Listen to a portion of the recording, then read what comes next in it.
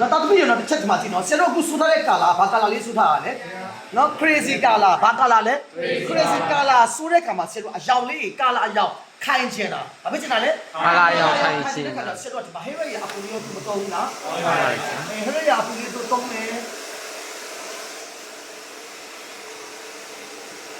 ဘာလို့ပြရနော်ဟဲရရဘာလို့ပြက်ကလဲတော်တာပါဒီတုံးလိုက်တယ်မမပူလာအောက်ကအပူနော်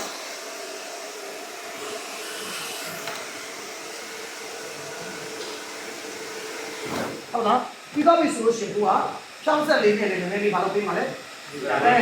ဖြောင်းဆက်နဲ့လည်းနည်းနည်းမကြည့်ဒီမီးရှိတဲ့ဘက်ကကိုယ့်ဘက်မှာပဲထားမယ်ဘယ်မှာထားမှာလဲဟုတ်ပါပါဘာရှိတဲ့ဘက်လဲမီးရှိတဲ့ဘက်ဟုတ်လား